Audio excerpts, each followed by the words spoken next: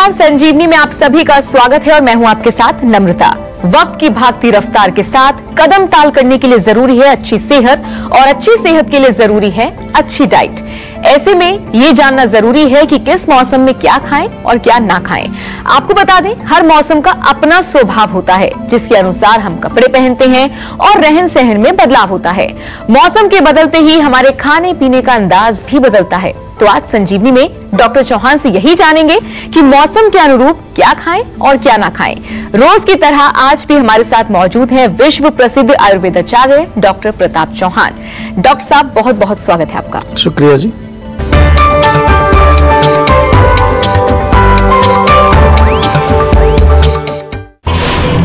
साल के किस महीने में क्या खाएं और किससे करें परहेज, जानिए ऋतुचर्या के मुताबिक हेल्दी रहने के लिए किस ऋतु में कैसा हो आहार विहार। चलिए शो की शुरुआत करते हैं। आजकल की भागदौड़ भरी जिंदगी में सेहत का ख्याल रखना बहुत जरूरी है। आयुर्वेद के अनुसार खान पान और दिनचर्या को सही करके सेहत को ठीक रखा जा सकता है। तो डॉक्टर साहब, पहला सवाल, आखिर ये ऋतुचर्या क्या है और इससे हम स्वस्थ कैसे रह सकते हैं? देखिए, ऋतुचर्या का सिंपल अर्थ होता है ऋतु यानी कि सीजन, चर्या यानी कि उसका रूटीन। हमारे यहाँ पर जो है 6 सीजन या 6 ऋतुओं का वर्णन है। ये बहुत इंपॉर्टेंट सब्जेक्ट है। अगर हम अपने प्राचीन जो संहिताओं को देखें, जो हमारे शास्त्रिक जो पुस्तकें हैं, उनमें जो विभाजन किया गया है वो 6 ऋतुएं जो हैं, शुरू करें जैसे कि जो ठंड पड़ती है जब, जिसको हम विंटर बोलते हैं, शिशिर ऋतु, उसके बाद वसंत, उसके बाद ग्रीष्म ऋतु, फिर उसके बाद वर्षा ऋतु, फिर शरद ऋतु और फिर हेमंत ऋतु। इस तरह से 6 ऋतुओं का वर्णन है। इनका जो विभाजन किया गया है वो मुख्य रूप से जो हमारे भारतीय कैलेंडर के हिसाब से जो महीने होते हैं, जैसे कि चैत्र, वैशाख और ये फागुन वगैरह, ज्येष्ठ, आषाढ़, ये इनके हिसाब से किया है। लेकिन आजकल आम लोगों को उन महीनों के नाम भी शायद याद नहीं होंगे पूरे, तो हम इसको थोड़ा सा सिंप्लीफाई करके आपको समझा रहे हैं। सबसे पहले हम शिशिर यानी कि विंटर जो होती है उसकी बात करेंगे और फिर समझाएंगे आपको एक एक ऋतु के बारे में। और हम इसको सीधा लेंगे जनवरी फरवरी से, इस प्रकार जैसे जनवरी फरवरी, फिर मार्च अप्रैल, तो 2-2 महीने के हम 6 ऋतुओं का आपको डिस्क्रिप्शन बताएंगे। ध्यान से सुनिए, बहुत अच्छा विषय है। और अच्छा इसलिए है क्योंकि आज मैं ये देखता हूँ कि काफ़ी सारे लोग जो बीमार होते हैं उसमें मूल कारण यही होता है कि ऋतु के अनुसार हम अपना भोजन नहीं चेंज करते हैं, क्योंकि हमें नॉलेज ही नहीं है कि कौन से ऋतु में किस दोष का संचय हो रहा है, किस दोष का प्रकोप हो रहा है, कफ बढ़ रहा है या पित्त बढ़ रहा है। अब जो है पित्त की अगर वृद्धि हो रही है और पित्त वाली चीज़ें ही मैं खा रहा हूँ तो मेरे को जो है खुजली होगी, खारिश होगी, सोराइसिस हो जाएगा, एक्जिमा हो जाएगा। तो ये ज्ञान जो है बहुत ज़रूरी है।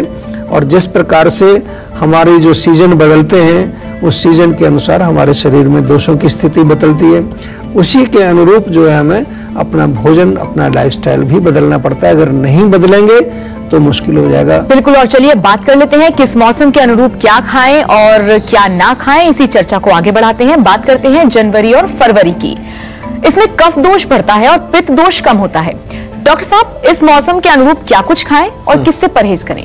देखिए, जैसा आपने कहा कफ दोष बढ़ता है, तो जो चीज ऑलरेडी बढ़ी हुई है उस तरह की चीजें नहीं खानी, कफवर्धक चीजें नहीं खानी, बिल्कुल इसका ध्यान रखना है आपको। और कफ बढ़ाने वाली चीजें क्या होंगी, उसमें बहुत ज्यादा जो है तली चीजें, बहुत ज्यादा जो है फैट वाली चीजें, मिठाई या बहुत ज्यादा ठंडी चीजों का सेवन करना, या गरिष्ठ भोजन जो बहुत मुश्किल से आपको जो है पच पाता है, तो बिल्कुल ध्यान रखना है आपको ठंड के सीजन में। और एक चीज का और ध्यान रखना है, सर्दी में जब कोल्ड होता है, काफी ठंड पड़ती है, तो ड्राइनेस बहुत होती है, खुश्की आती है त्वचा में, तो तेल की मालिश करिए, गर्म पानी से स्नान करिए। कफ के लिए बहुत अच्छा रहता है कि कुछ ना कुछ आप गरम गरम पानी पिए, उसमें कुछ स्पाइसेस डाल दीजिए। 1 लीटर पानी में थोड़ा सा अदरक, लौंग, काली मिर्च, तुलसी, धनिया, सौंफ, कुछ भी स्पाइसेस जो होते हैं, स्पाइसेस आर ऑलवेज गुड, कफ को बैलेंस करने के लिए बहुत अच्छे रहते हैं। और लाइट भोजन जितना भी हो उतना खाना चाहिए। सूप वगैरह पीने चाहिए, मूंग की दाल की खिचड़ी आप खा सकते हैं, चपाती वगैरह खा सकते हैं। चावल रात को ना खाएं। और हमेशा ध्यान रखना चाहिए कि जब गर्मी का सीजन है तो अपने शरीर को भी आपको गर्म रखना है। जहाँ पर आप सोते हैं, जहाँ पर आप काम करते हैं, वो स्थान भी गर्म रखना चाहिए, गर्म कपड़े पहनने चाहिए और गर्म पानी से स्नान करना चाहिए। तो ये तो बात हुई जनवरी और फरवरी की कि उसमें आप ऋतुचर्या के हिसाब से क्या कुछ खाएं, कैसे आपका रहन सहन हो, ये डॉक्टर साहब ने आपको बताया। अगले 2 महीने की अगर हम बात करें, यानी मार्च और अप्रैल की डॉक्टर साहब अगर बात करें, तो ऋतुचर्या के मुताबिक क्या हो रहन सहन और खान पान? देखिए, अगले जो 2 महीने आते हैं उसमें नॉर्मली वसंत ऋतु का सीजन होता है। उसमें कुछ आगे पीछे अगर हम हिंदी के महीनों से देखें तो थोड़ा बहुत आगे पीछे होता है, लेकिन हम यहाँ आपको एक मोटा सा एक समझाने की कोशिश कर रहे हैं। वसंत ऋतु में क्या होता है कि जो कफ आपका जो है शिशिर ऋतु, जो पिछली विंटर्स में जो जमा हुआ, तो विंटर्स के बाद जब जैसे ही वसंत ऋतु आती है, थोड़ा सा धूप खिलती है, तो वो कफ जो है वो पिघल करके बाहर निकलता है। तो बहुत सारे लोगों को बसंत ऋतु में क्या होता है, छींकें आती हैं, गला खराब होता है, खांसी होती है, बलगम बाहर निकलता है। इसलिए हमारे यहाँ आयुर्वेद में भी लिखा है कि वसंत ऋतु में वमन कर्म जो है सबसे उत्तम है, क्योंकि जितना कफ संचित हुआ है वो बाहर निकाल दीजिए उसको, नहीं तो वो प्रकोपित होकर के अनेक प्रकार के कफ रोग आपके शरीर में पैदा करेगा। एंड ऑफ कोर्स क्योंकि ऑलरेडी कफ जो है वो अभी बाहर निकल रहा है, तो इस समय और कफ ना बढ़ाएं, चिकनाई वाली चीज़ें ना खाएं, दही का सेवन ना करें, बहुत ज़्यादा मिल्क प्रोडक्ट्स का सेवन ना करें, बहुत ज़्यादा मिठाई का सेवन ना करें। इसके विपरीत जो है थोड़ा सा इस समय ध्यान रखना चाहिए, क्योंकि क्लिनजिंग के लिए बहुत अच्छा एक सीजन है। फास्टिंग करना बड़ा अच्छा रहता है। अगर बीच बीच में फास्टिंग करें, या 3 दिन की फास्टिंग आप करें जिसमें केवल फ्रूट्स खाएं, या आजकल एक बड़ा पॉपुलर शब्द हो गया है, अभी इसका फैशन अभी शायद बनने वाला है, अभी विदेशों में तो शुरू हो गया है, इसको इंटरमिटेंट फास्टिंग बोलते हैं, कि कुछ घंटों जो है आपको बीच में गैप रखना चाहिए। अगर रात को 7 बजे खाएं तो अगले दिन सुबह 10 बजे ब्रेकफास्ट करें। ऐसा एक नया एक चल रहा है, आयुर्वेद में इसका जिक्र है ऑलरेडी। हमारे यहाँ लंघन चिकित्सा इसको कहते हैं, लंघन परम औषधि ऐसा लिखा है। सबसे अच्छी औषधि है कि हम कम खाएं, थोड़ा सा गैप रख के खाएं और बीच बीच में वो स्नैकिंग वगैरह ना करें। तो इस तरह करने से वसंत ऋतु में आपका बढ़िया रहेगा, आपका हेल्थ अच्छी रहेगी, और ऋतुचर्या का बहुत महत्व है हमारे स्वास्थ्य के साथ। बिल्कुल। और डॉक्टर साहब, ये इतनी छोटी छोटी चीजें हैं, लेकिन इतनी ज्ञानवर्धक चीजें हैं कि शायद ही कभी किसी ने सोचा हो, लेकिन बहुत अहम किरदार हमारी सबकी जिंदगी में निभाती हैं। डॉक्टर साहब, अगर अगले 2 महीनों की बात करें, यानी हम लोग अप्रैल तक पहुंच गए हैं, अगर मई जून की अगर हम बात करें, तो ऋतुचर्या के मुताबिक इन 2 महीनों में क्या कुछ खाएं, किस चीज से परहेज करें ताकि हम फिट रह सकें? देखिए, ऋतुचर्या के हिसाब से देखें तो मई जून में आपको मालूम है कौन सा सीजन आ जाता है, गर्मी पड़ती है। और भारत में तो बहुत ज्यादा गर्मी, खासतौर से हमारे यहाँ पूरे इंडिया में उस समय गर्मी हो जाती है। टेम्परेचर जो है 40-45 तक भी पहुंच जाता है, और ड्राईनेस होती है, लू चलती है उस समय, हवा चलती है ठंडी, गर्म हवा चलती है। तो इस समय आपको मुख्य रूप से क्या हो रहा है कि गर्मी से बचना है। तो कूलिंग जितना रखेंगे आप, जो है तरबूज खाएं, नारियल पानी पिएं, सत्तू पिएं, ठंडाई बना करके पिएं। अगर कोई मालिश करनी है तो नारियल के तेल से मालिश करें, ठंडे पानी से स्नान करें। ऐसे स्थान पर रहें जो कूल हो, ज़्यादा गर्म स्थान पर ना रहें, धूप में ज़्यादा ना जाएं। इस तरह की चीज़ें छोटी छोटी हैं, कोई बड़ी चीज़ नहीं है, कॉमन सेंस है। क्योंकि गर्मी इतनी पड़ रही है तो गर्म चीज़ ना खाएं, लेकिन मैं देखता हूं कि उस गर्मी में भी जब 45 डिग्री टेम्परेचर होता है बाहर, तो गर्मा गर्म चाय पीते हैं लोग, कड़क चाय उसको बोलते हैं। तो क्या ये हमारा बुद्धि का प्रयोग हम बिल्कुल नहीं करते हैं? प्रज्ञापराध इसको आयुर्वेद में बोलते हैं। इतनी हीट में गर्म चीज़ क्यों खानी? मिर्ची भी खाते हैं लोग उस समय, तीखा खाते हैं। तो ये बिल्कुल गलत है, और इसी से जो है अनेक प्रकार के रोग आते हैं। रोग आसमान से नहीं टपकते, रोग हम खुद ही पैदा करते हैं अपने शरीर के अंदर।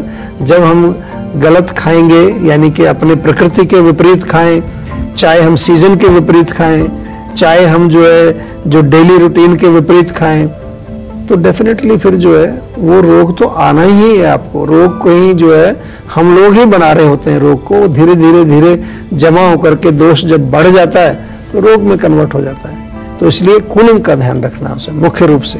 डॉक्टर साहब, हम लोग जुलाई तक बात कर चुके थे, जून तक, अभी जुलाई और अगस्त की अगर हम बात करें तो उसके हिसाब से, जिस ऋतुचर्या के हिसाब से आप बात कर रहे हैं, क्या कुछ खाएं क्या ना खाएं, ये दर्शकों को बताइए। देखिए, आयुर्वेद में जुलाई अगस्त का जो मौसम आता है तो वर्षा ऋतु हम उसको गिन सकते हैं। यहाँ पर अगेन मैं कह रहा हूँ कि जो हिंदी के जो महीने हैं उसके हिसाब से थोड़ा आगे पीछे वो होता है, लेकिन नॉर्मली अगर हम यहाँ दिल्ली की भी बात करें तो मानसून यहाँ पर 25-30 जून के आसपास आता है, यानी कि जुलाई शुरू होती है और फिर जुलाई अगस्त में बारिश होती है, ह्यूमिडिटी बहुत ज़्यादा बढ़ जाती है।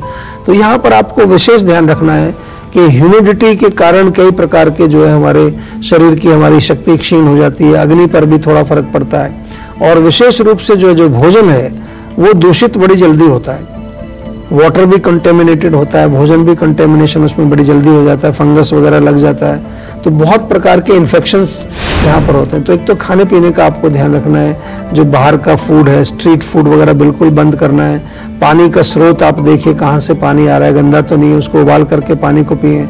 और भोजन में यहाँ आपको ध्यान यही रखना है कि क्योंकि गर्मी का जो मौसम था और अभी गर्मी अभी भी पड़ रही है, तो पित्त अभी भी जो है आपके शरीर में है। कई बार लोग यहाँ ध्यान नहीं देते, कुछ यहाँ पर जब बारिश का मौसम आता है तो तीखा खाना शुरू करते हैं, पकौड़े वगैरह शुरू हो जाते हैं, समोसा शुरू हो जाता है, तो उसके कारण फिर पित्त तो ऑलरेडी गर्मी की वजह से जमा हुआ है ये बॉडी में, तो फिर बहुत सारे लोगों को देखा होगा फोड़े, फिंसी और स्किन इन्फेक्शंस वगैरह बहुत होते हैं। तो ये गलती बिल्कुल नहीं करनी है। अभी जो है थोड़ा आपको कूलिंग का ध्यान रखना है, लेकिन केवल इतना ध्यान रखना है कि जो भी खाएं वो सुपाच्य हो, इजी टू डाइजेस्ट हो और उसमें साफ स्वच्छता का ध्यान वर्षा ऋतु में बहुत ज़रूरी हो जाता है, उसको ध्यान रखना। कपड़े जो पहनने के कपड़े उनमें भी कई बार जो है नमी होती है, गीलापन होता है, उसके कारण बहुत सारे कई बार बारिश में भीगने की वजह से कोल्ड हो जाता है, ठंड लग जाती है। तो वहाँ आपको ध्यान रखना है कि अगर कोई इस प्रकार का लक्षण हो तो उसके अनुसार आप कुछ जैसे कुछ अदरक का पानी उबाल करके पिएं या कुछ शहद में जो है थोड़ा सौंठ का चूर्ण मिला करके, वो केवल उस पर्पज़ के लिए। लेकिन ओवरऑल जो है आपको देखें तो अभी गर्म चीज़ें नहीं खानी है। बरसात के दिनों में भी गर्मी बहुत ज़्यादा पड़ती है, जैसे ही बारिश का पानी नीचे आता है तो धरती में से और गर्मी निकलती है, आग निकलती है, आपको मालूम है। बिल्कुल। और अब बात कर लेते हैं अगले 2 महीने की। बात करें अगर सितंबर और अक्टूबर की, तो डॉक्टर साहब आती हुई सर्दी होती है और जाती हुई गर्मी। जाहिर सी बात है अगर मौसम में चेंजेस आ रहे हैं तो आपके शरीर में भी कहीं ना कहीं बदलाव आएंगे, तो ऐसे में खान पान कैसा हो, किस चीज का परहेज हो? देखिए, ये एक वो सीजन होता है, सितंबर अक्टूबर का सीजन हम इसको कहें, और इस सीजन में होता क्या है कि आमतौर पर ये जब चेंज में हम जाते हैं, एक तरह से अब गर्मी पड़ी, गर्मी एक्चुअली हमारे यहाँ देखें तो भारत में तो वो ऑलमोस्ट फरवरी के एंड से शुरू हो जाती है, बसंत ऋतु में ही गर्मी शुरू हो जाती है, फिर पूरा गर्मी का मौसम, फिर अब बरसात का काफ़ी लंबी गर्मी चलती है। तो इतना जो हमारा बॉडी का एक एडजस्टमेंट हो जाता है। अब चेंज की तरफ हम जा रहे हैं, हल्की हल्की ठंड पड़ने शुरू होगी थोड़ी बहुत, और फिर आगे विंटर शुरू होगा। तो इस समय हमारी इम्यूनिटी कमज़ोर होती है, हमारा जो है एक तरह से अग्नि वीक होती है, और इस समय थोड़ा सा फास्टिंग का विधान भी है, थोड़ा हमें खाने पीने का ध्यान रखना है। उस समय बहुत ज़्यादा मिठाइयाँ नहीं खानी है, बहुत ज़्यादा तली चीज़ों का सेवन नहीं करना है, गरिष्ठ भोजन, वात का भी ध्यान रखना है। यहाँ पर वायु जो है, वातवर्धक चीज़ें जो है, बादी वाली चीज़ें, उड़द की दाल, छोले, राजमा वगैरह, इस तरह का सेवन नहीं करना चाहिए। बल्कि इस मौसम में आमतौर पर पित्त का प्रकोप होता है, तो पित्त को शमन करने के लिए आप कुछ बिटर चीज़ें, अगर करेला वगैरह का सेवन करें, या कुछ ऐसी चीज़ें जो थोड़ा सा एस्ट्रिंजेंट कसेला टेस्ट जिनमें होता है, उनका सेवन करें।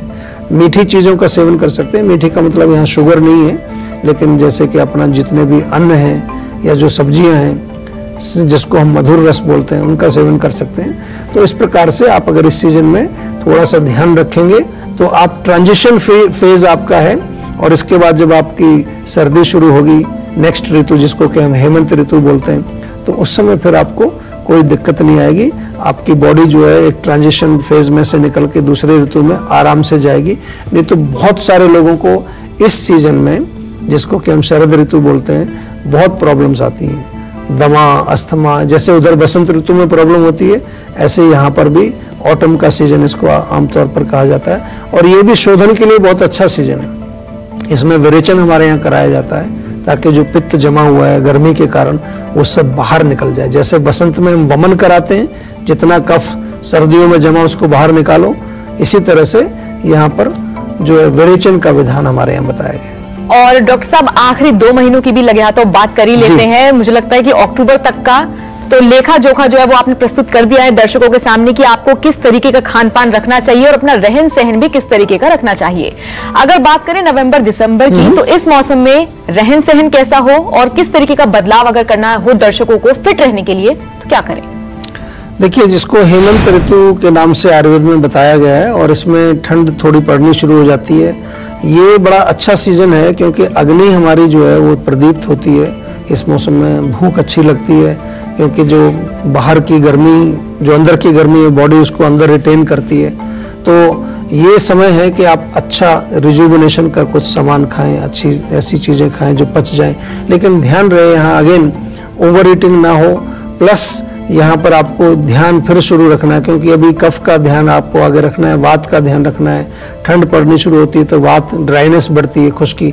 तो खुश्क चीज़ें जितनी भी करारी, क्रिस्पी, क्रंची, ये चीज़ें थोड़ा सा कम कर दीजिए। बहुत ज़्यादा गरिष्ठ भोजन जिसको हम कहते हैं, जो कफ वर्धक भोजन है, उसको थोड़ा कम कर दीजिए। और अच्छा भोजन इस समय, ये सीज़न एक अच्छा हेल्दी सीजन भी इसको कहा जाता है। आमतौर पर मॉडर्न मेडिसिन में भी जो ठंड का सीजन होता है उसको हेल्दी सीजन बोलते हैं। तो इसमें आपको जो है स्वास्थ्य बनाने का, धातु बनाने का, ओज बनाने का एक अच्छा अवसर है।